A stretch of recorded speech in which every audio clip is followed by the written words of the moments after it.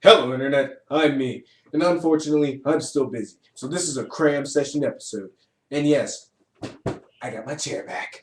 Alright, now let's get on to Kamen Rider Fourze, episode 14. Now, this episode is actually an episode where we actually start to really get into the storyline, really get into what the devious plan of the Zodiarts is. And what's happening right now is actually one of the old principal has left the school. A new principal has shown up. No one knows why. And yet all the teachers and parents, and something that I've been wondering is all the teachers and parents actually come back to the school and wonder why the hell monsters are attacking their children. And this was a smart move on the writers' part and shows that they're actually really getting ready to do something with this rather than just leave it there and just go, just pretend it doesn't happen.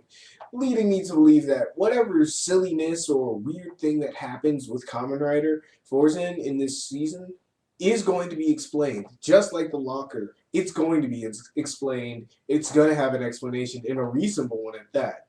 Like one of the guys who is now directing a Kamen Rider Decade meets Kaizoku Sentai Gokaiger movie. It's coming out May 2012. He said, Kamen Rider is science, Super Sentai is magic, and in both of these episodes, we see these are highly evident. And I'm going to get to those right quick. But like I said, Kamen Rider Fourze, everything's going to be explained eventually. So I'm actually happy that the writers have shown some evidence of that actually evident into the show. Now, one thing that's actually gonna happens after the new principal comes up is one of the students has gone missing, and it was actually the very first student who was actually a Zodiart, the Orion Zodiart. I don't remember his name, and I'm sorry. Anywho, then instead of actually just going, who cares? Kisarigi actually thinks to himself, we've always turned people around and turned them into respectable students after they turned into Zodiarts. So why don't we do the same thing with him? So they go out to go find him because he has actually been skipping and leaving school. It's not the school that is bothering him though. It's something else. Something that has made him depressed and feel anxiety over his life. But you don't know what just yet. So as Kisarigi and the others actually, try to convince him to come back to school, he is actually confronted by the Scorpion Zodiac, who has a plan to actually get somebody who's already tasted the power of the switch to come back into their ranks. And so they pick the original Orion.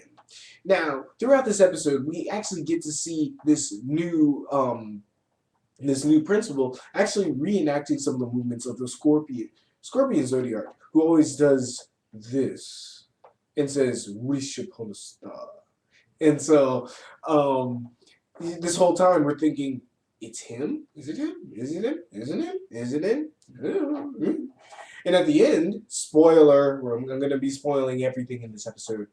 I'm going to get to the end, but let's hurry this up. Okay, so actually, after a fight with the Scorpion Zodiac, the first time, it turns out that Kisarigi is actually figures out that the Orion, the ex-Orion Zodiac, isn't mad at the school or the people or the classmates or the teachers. He's mad about something else, but he won't tell them what. And somehow the Zodiarts can make ninjas.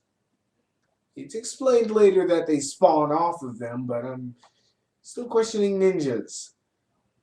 Still questioning that. Anywho, the ninjas come off and, they promptly do the smoke pellet escape. And the next time, actually, Kisarigi meets up with the Orion, trying to go figure himself out, sort some things out, and is almost is told by the hot teacher, again, don't remember her name, that he is wanted by the new principal, further making us believe that it's the new principal who has the mannerisms and speaking style of the Scorpion Zodiac, that it is the Scorpion Zodiac. But I'm getting a little ahead of myself because we got some more to go. Anyway, as she's about to do that, the Scorpion Zodiac's henchmen, the ninjas, come in to grab the child and bring him back. And Kasagi gets into action and shows off a new switch. Well, two new switches. One is a hammer, and one is water, which is like a faucet tied to his leg, and it's like, and it's like high pressure hoses him. And of course, uses the electric to defeat them all.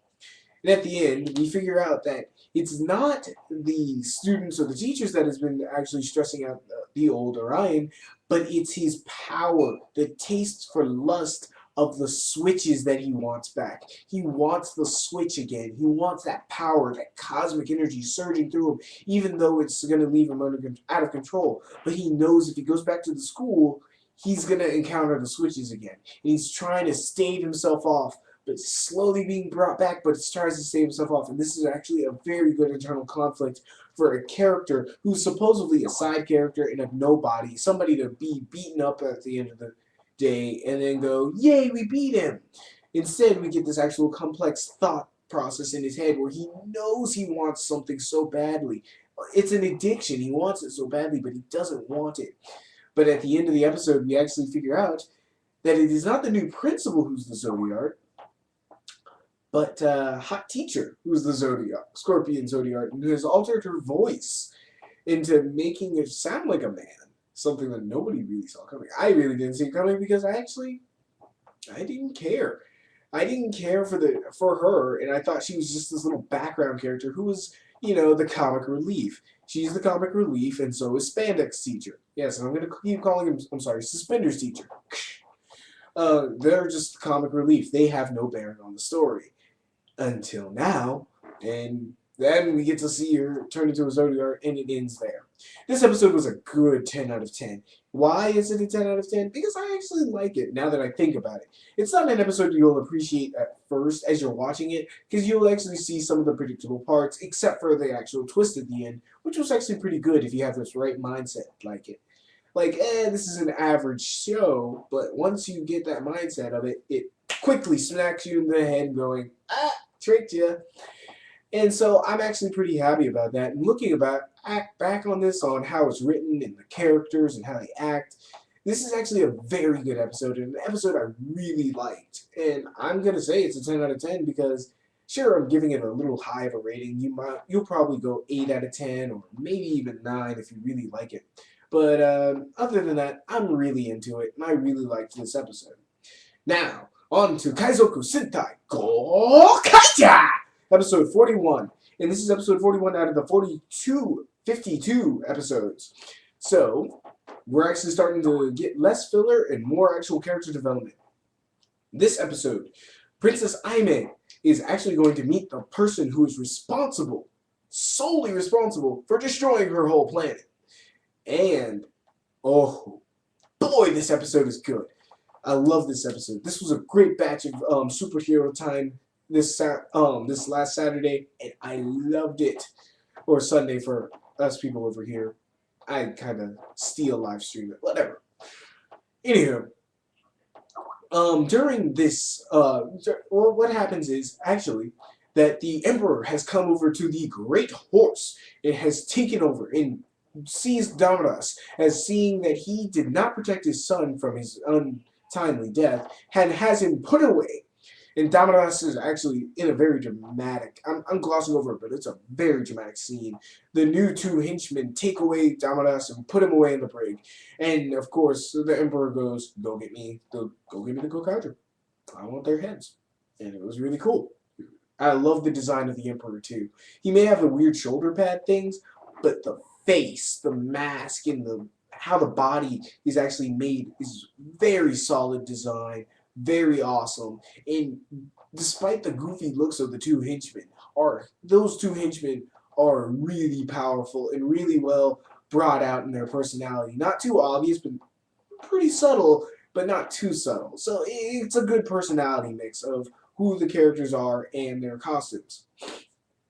Now, as Princess Aime and Joe and Guy are going out to get groceries, they are attacked.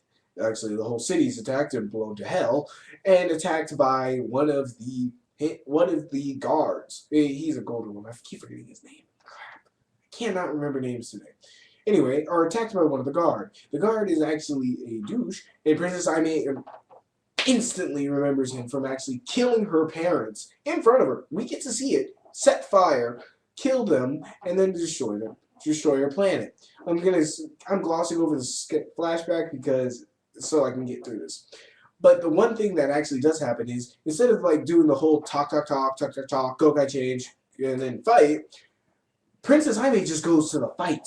As almost in mid-sentence of the guy talking. She drops what she has, she runs in there, she Gokai changes, she tries to fight, but unlike all the other villains, she does not get a blow in on him. And not just Princess Aimee. Joe does not get a blow in. Guy does not get a blow in. And later on, the rest of the Gokaiger won't get a blow in on him. And get utterly defeated by this guy's new power, which is an eye in the middle of his chest. But I'm not completely sure on what his eye does. It's not really explained, but again, that's the magic part of Super Sentai compared to the science part. His eye can do multiple things, like put up a force field, or make a huge gust of wind, or shoot like blast or fire and freeze you in place. So you don't know what'll happen when he opens that eye. And of course, Princess Aimee, Joe, and Guy all go back to the Gokai Galleon, wounded and, you know, beaten the crap out of. And of course, Princess Aimee is not acting normal. She actually even decides that because the Gokaiger have heard from what's happened in the battle, they say, let's run. And Princess Aimee decides, I will be on my own. If they're going to run, I'm going to be on my own and actually fight this guy by herself. And of course, you have the motive. It's a very actual, very emotional, very good scene of how it shows from her as a princess losing her planet to her first meeting with Gokaiger, and then to like how she was training and how she was actually trying to fit into the rest of the group, and how she actually didn't. She was the last one there. No one thought they needed her. She couldn't pick up a... She shot a gun and the kickback would throw her on the floor. She couldn't pick up a sword or she would fall over, it would swing her, like Joe says. And even with chores, she would like, she couldn't help Joe with the chores. And with Luca, she would, like when Luca speaks in double meanings, she would get that double meaning way afterwards. But they all realized that something about her calmed them. So that when like all four of them were arguing or something happened, her being there actually kept them all stable and together. And it turns out that Princess Aimee wants to be with the Gokaiger not because of just simply revenge, but to give hope to the people who survived on her planet and got away to other planets. To show them that it's good to be proud survivors of this planet, and that when she causes trouble for the Zangites, they will see her and go, that's our princess, we have something to be proud of, and she's fighting back.